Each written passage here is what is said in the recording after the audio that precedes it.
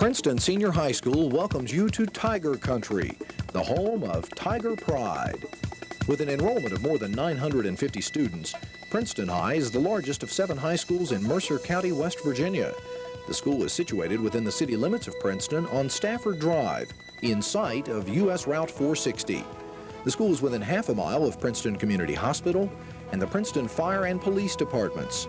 The school is the center not only for academics during daytime hours, but for community education, undergraduate and college classes, meetings, athletic events, and tutoring in the evening. Princeton High has been called the school that never sleeps. Several businesses and industries provide jobs and resources for our school. The Dean Company, Pacific Encore, ESM, Dove Sign Company, the Pepsi Plant, and Princeton Machinery are just a few of the local companies the community can turn to. School support also comes from 3 city banks: First Community, First National, and One Valley.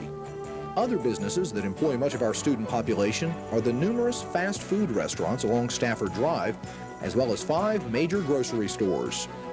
Students also spend not only part-time working hours at Mercer Mall, but also recreation time. In addition, they get involved with city government for a day. And this year, school clubs and organizations worked closely with the city to paint the Thorn Street Bridge.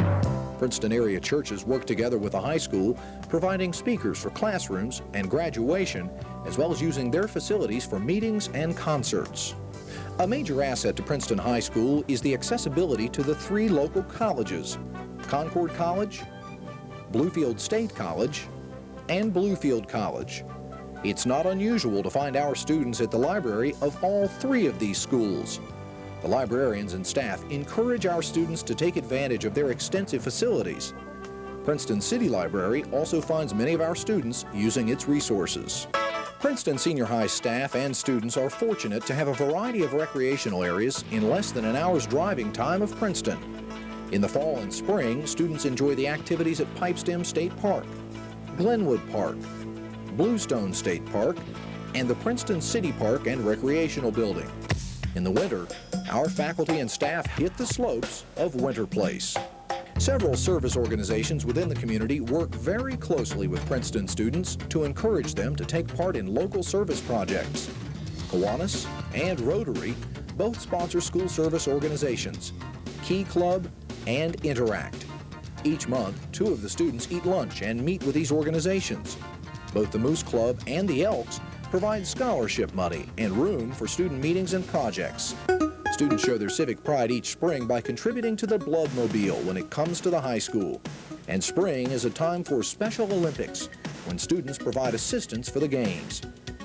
Parents, businesses, and organizations each year team up to provide an alcohol-free graduation night celebration called Project Graduation. This unique event pulls together many of our youth, parents, and the community. The Princeton Senior High campus and its buildings are evidence of Tiger Pride. As you enter the campus, you'll see 3 small buildings housing TMI, PMI, JROTC, and driver's ed students. Behind those buildings are the vast facilities of the Vocational Technical Center. Behind the main school building is the multi-million-dollar athletic complex. In the athletic complex, you'll find the home of the Tiger baseball team, as well as the Princeton Reds, a minor league team. Immediately behind the main high school building is Honeycutt Stadium. It's not only home to the Tiger football team, but the Princeton Junior High team and Athens High School. Behind the vast parking area on campus is the track and soccer stadium, tennis courts, and the practice soccer field. The main building was opened in 1982. Its unique design offers many advantages. When a student arrives in the morning, he goes to the A wing, which could stand for athletics or the arts, since both of these activities take place in this end of the building. Princeton is proud of its gymnasium, which seats over 3,000 people. The gym not only serves the school, but also the community. A small theater in this wing is used for drama productions, conferences, class meetings, and as a classroom. At Christmas, it's the site of the annual Christmas Madrigal Dinner. The cafeteria commons area is the core of the A wing. When a student leaves the A wing, he enters the large, open B wing. Business classes, home economics, Office and guidance suites dominate the first floor of this wing.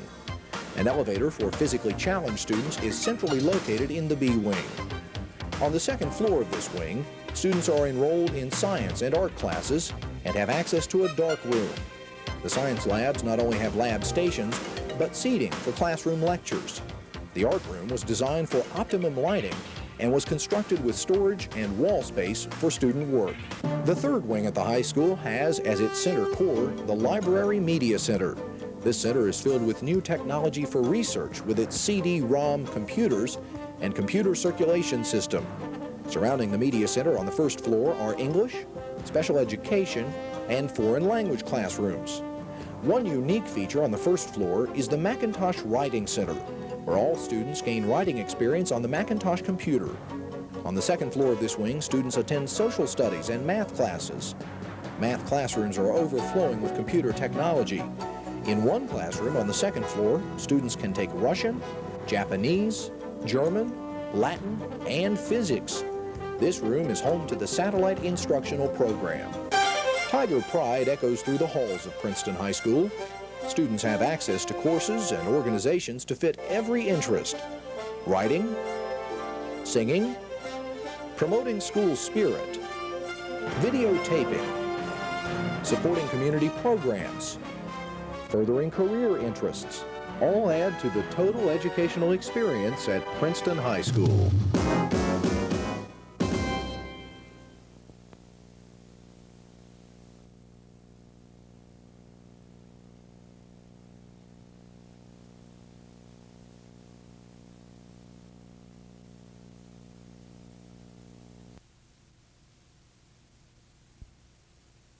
On quite a high. Folks recently found out they've received the highest honor a school can get. The United States Department of Education has named Princeton Senior High School a 1996 winner of the National Blue Ribbon School Award. We've worked real hard for this. We've waited a long time for this. It's a real great honor. I'm really pleased. I'd like to thank the community and all the parents and everyone's support. You know, I wanted a bunch of people to come out and help, you know, clean up and everything, and I got a lot of support, and I was real pleased. And everyone's just real positive about this. You know, the student body, everyone is just beaming with excitement. The school was judged on characteristics such as leadership, quality teaching, and strong parental interest and involvement. We're going to have more from the students and faculty on that story tonight on News Center 6 Tonight. Congratulations to them. What a top-notch school. Man, that is great. Doing real well. And what does the Farmer's Almanac say now? Next. Is the story. It was easy to sense there was an exciting feeling once you stepped foot in Princeton Senior High School today.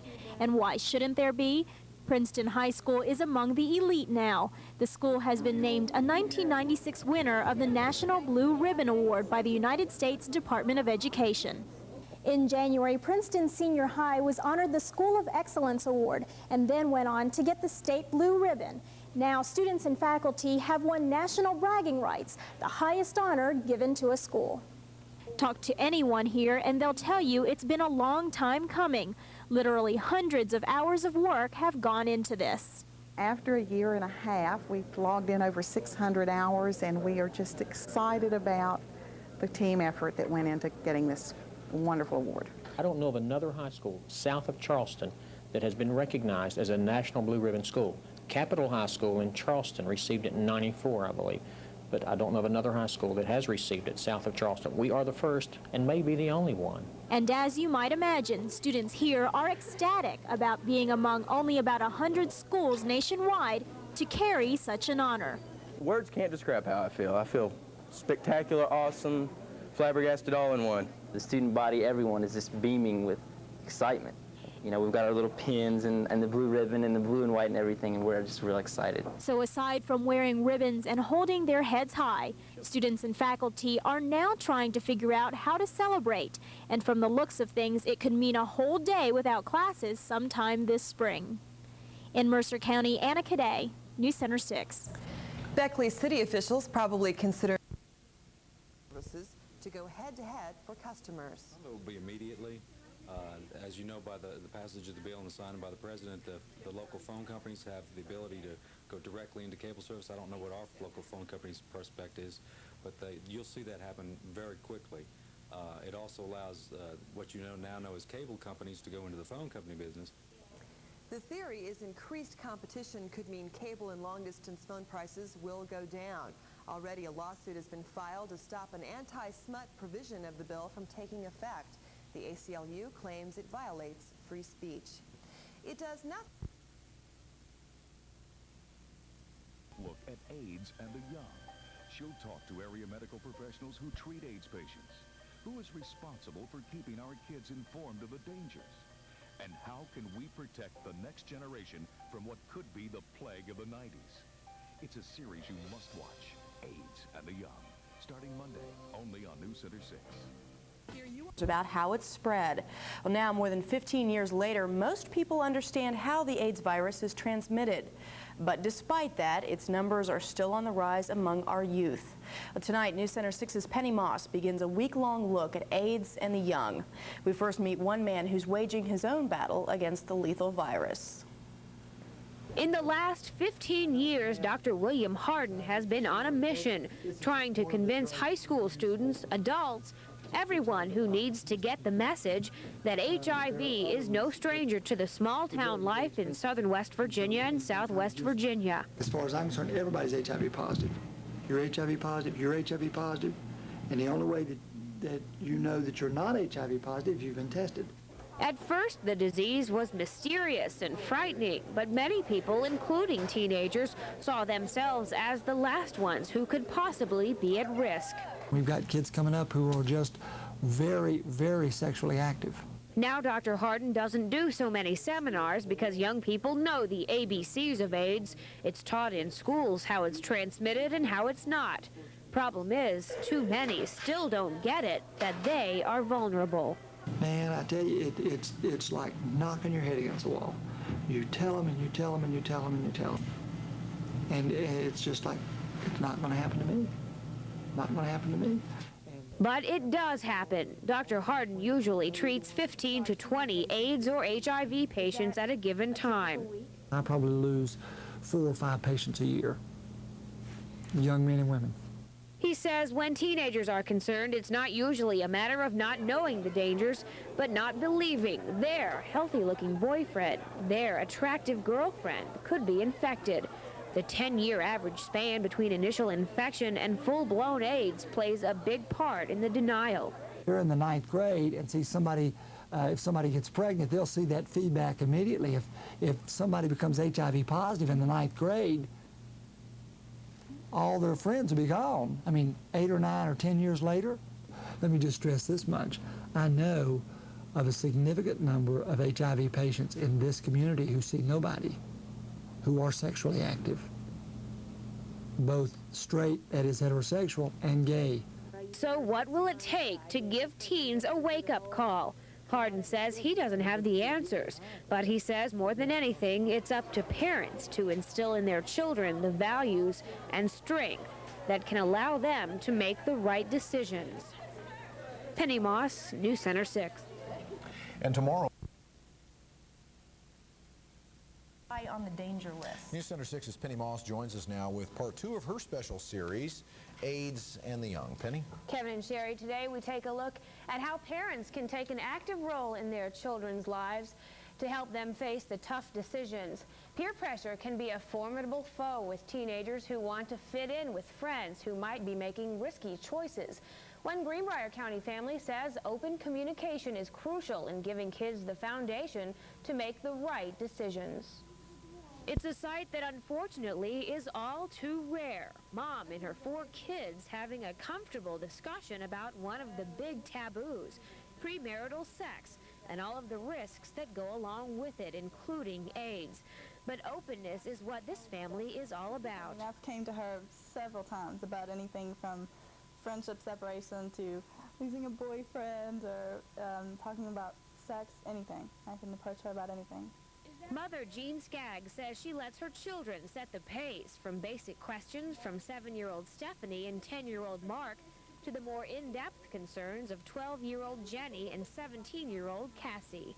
She came to me and we just started talking about premarital sex and about HIV and how it was transmitted to probably watching a TV show, and then we would have private moments driving in the car somewhere. We would talk about it and, you know, explain everything to her in detail about, you know, what are your choices, here are your choices, and here are the consequences if you pick certain choices.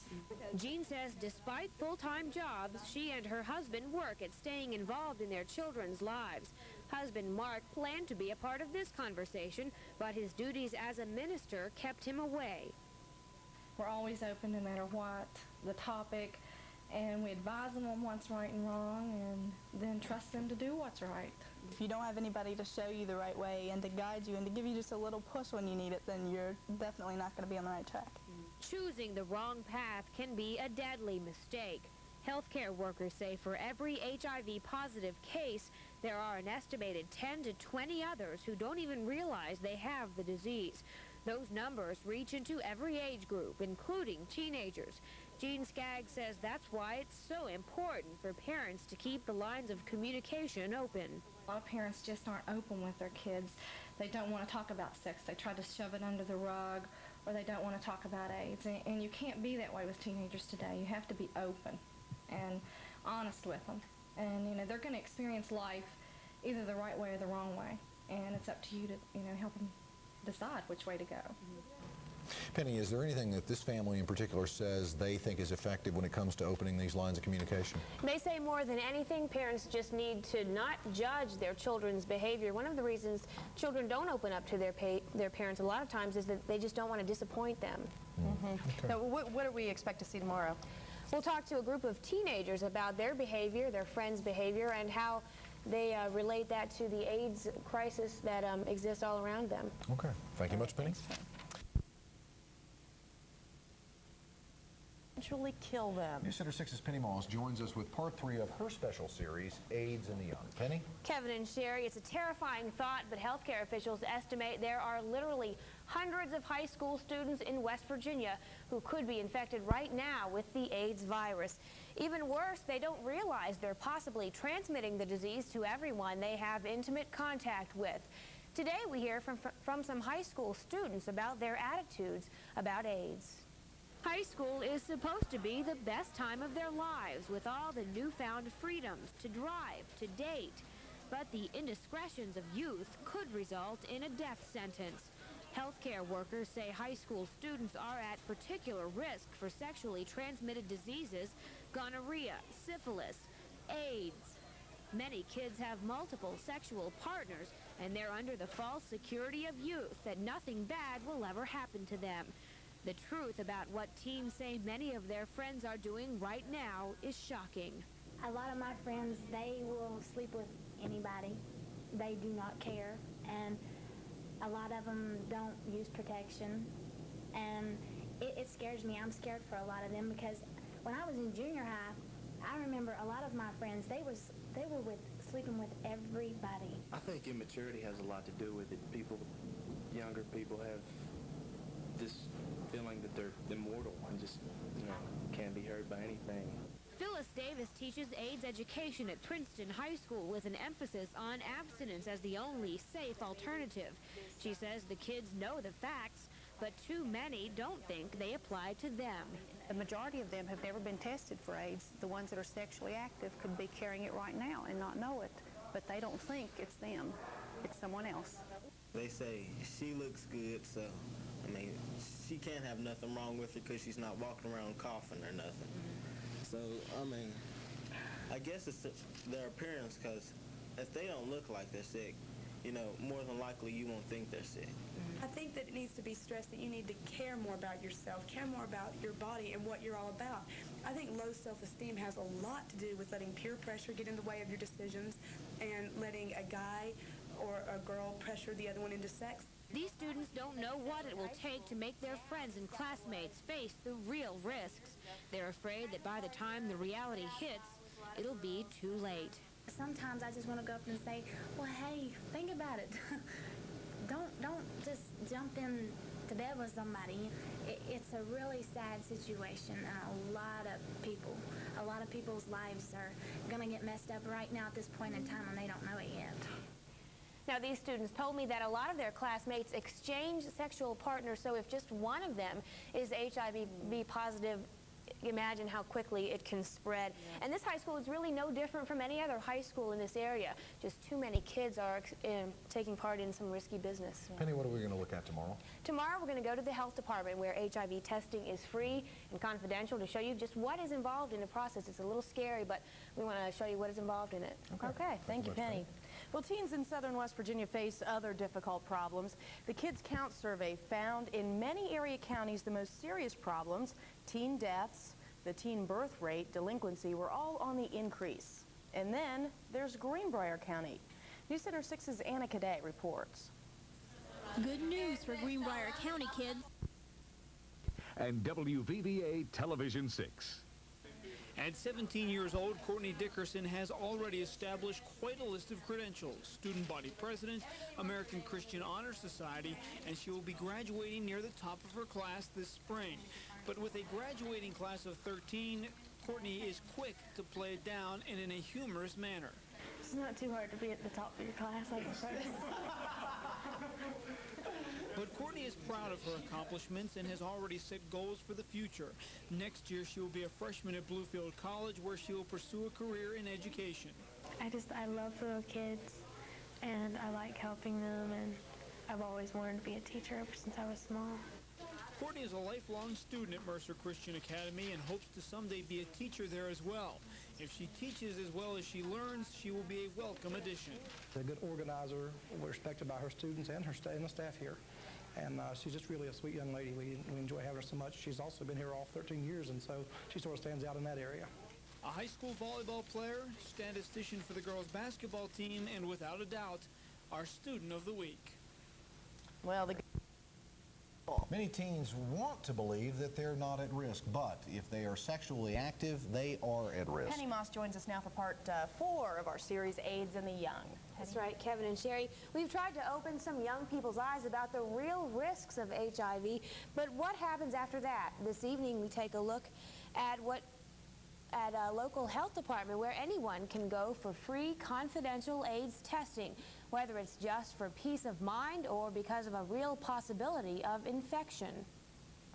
So you've accepted that HIV infection could be a real possibility in your life. What do you do now? The only way to know for sure is to have a blood test. We do offer anonymous testing to where a name doesn't have to be given. We use numbers that's on all the forms. Numbers are given to the person when they come back to pick up the results, so their name doesn't even have to be attached to the paper. Or we offer confidential testing, which means that their name is used, but it's treated with highest confidentiality.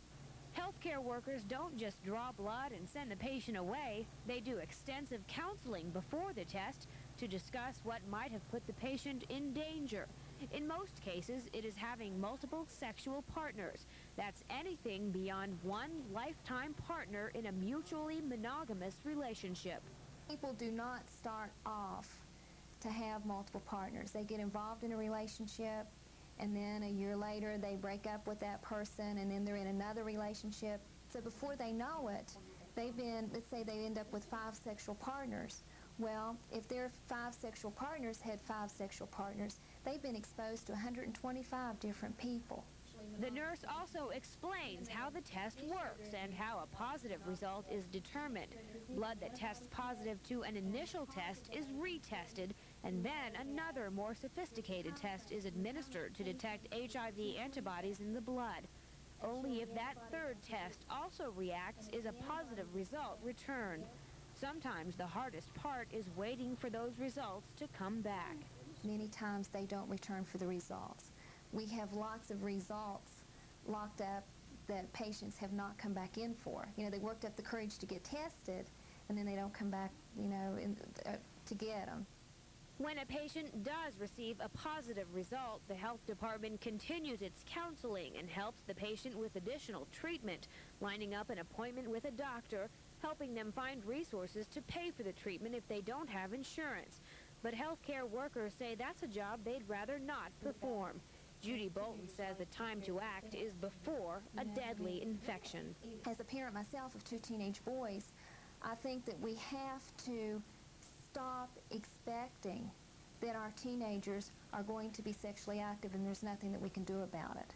We have to start expecting that they can be sexually abstinent.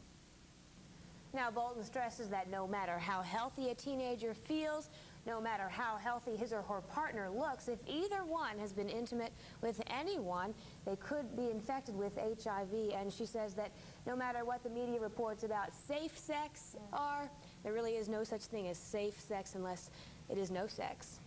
Interesting. And how are you going to wrap up the series tomorrow? Tomorrow we'll profile an AIDS patient. He's been living with the disease for nearly 10 years, and he was infected when he was a teenager. Okay. Teenagers that they are at risk of contracting the disease if they're sexually active. Now today we hear from someone who learned that lesson the hard way. News Center 6's Penny Moss joins us now for the final part of her series. Penny? Kevin and Sherry, tonight we introduce you to Keith, who is living with AIDS right here in southern West Virginia. Now, Keith wanted us to keep his identity a secret to protect his family from the prejudices that still exist because of this disease. Someone you might pass in the grocery store, see at the corner gas station, sit next to in a restaurant. Keith is only 32 years old, and he's not exactly sure, but he figures he was infected with HIV in his late teens. I've lived a long time full blown.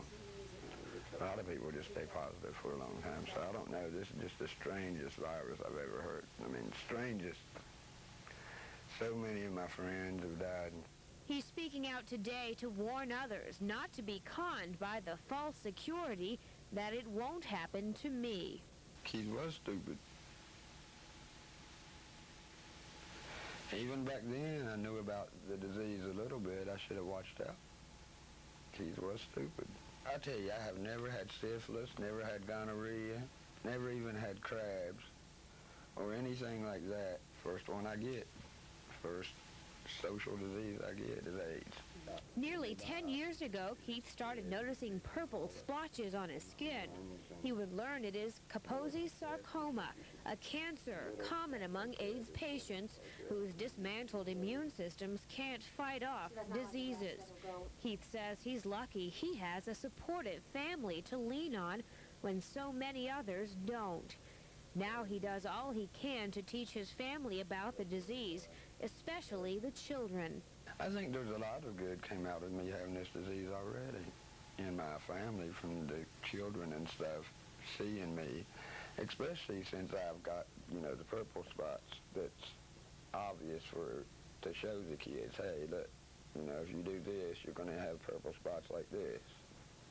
And then you're going to die because they're going to eat you up inside. When Keith was diagnosed with the AIDS virus, he didn't think he'd live another 2 years. Now, in 1996, he says it's frustrating to know that people know more about the AIDS virus, but still won't acknowledge that by having casual sex, by using drugs, they could someday be in his shoes. After a few years, you kind of try not to pay no attention to the symptoms and the stuff and just go on with your life. Try to live with AIDS and not die with it. Now, aside from his obvious health problems, Keith also has financial problems to deal with. It's an incredibly expensive disease, and he has to get by on $650 a month from benefits. Just one prescription from his doctor costs $600, so it really wipes off. In fact, he wasn't able to get that prescription filled. He says that is one of his biggest frustrations, just to keep that medicine going, to keep him alive as long as possible. Penny, what's the final message here? There really is no clear-cut answers. What we have learned is that AIDS is here in West Virginia, in Southwest Virginia. It is not a myth. It is not only in the big cities. There is really no such thing as safe sex, and teenagers just aren't listening. They really, for some reason, don't get it through their heads that this can affect them, and it is a horrifying thing, and it's really a sobering thought. But teenagers, for some reason, are still under the belief that they're invincible. Okay. Yeah. Thank you much, Penny.